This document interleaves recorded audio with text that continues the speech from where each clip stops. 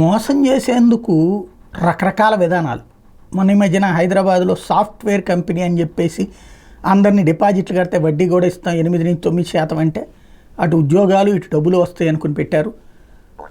ఆ సంస్థ దాదాపు 700 కోట్ల రూపాయలతో జంప్ అయిపోయింది. అట్లాగే రకరకాలైన మోసాలు ఉంటాయి.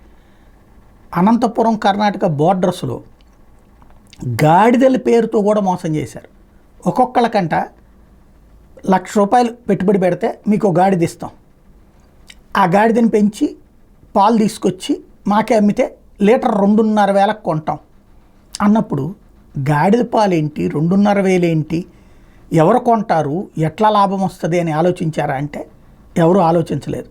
కొంతమందికి డబ్బులు వస్తున్నాయి. ఇది తెలియగానే 1 కాదు 2 కాదు ఏకంగా దాదాపు 4,000 మంది జెన్నీ మిల్క్ అనే సంస్థ అటది 300 మంది సామాన్య రైతులు దగ్గర నుంచి 9 కోట్ల రూపాయలు దండుకున్నారు. టోటల్గా ఆ తర్వాత ఇంకొక 200 మంది రైతులు మొత్తం ఒక్కొక్కళ్ళు 3 లక్షల రూపాయలు చొప్పున చెల్లించి 3 గాడిదలను తీసుకున్నారు.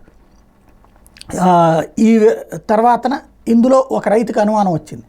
ఏకంగా లీటర్ 2,350 రూపాయలు మనకిస్తే ఈ సంస్థ వాళ్ళు ఎట్టగొంటారు, ఎక్కడి నుంచి డబ్బులు వస్తాయి వీళ్ళకి, ఇది వీళ్ళు ఎవరికి అమ్ముతారు, వాళ్ళు 5,000కి అమ్మాలి కదా, 5,000 రూపాయలకు గాడిద పాలు కొనేవాడు ఎవడు ఉంటాడు.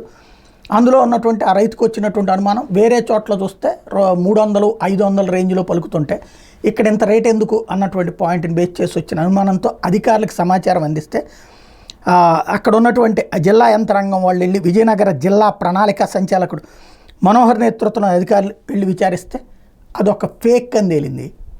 ఇప్పుడు దాని మీద కేసు నమోదు చేసి విచారణ చేస్తున్నారు. ఇప్పుడు దాదాపుగా 500 మంది రైతులు ఒక్కోళ్ళు 3 లక్షల రూపాయలు చొప్పున దాకా చెల్లించారన్నమాట. అంటే గాడిదని అడ్డం పెట్టి కూడా మోసం చేయొచ్చు అన్నటువంటి విషయం ఇప్పుడు బయటపడింది.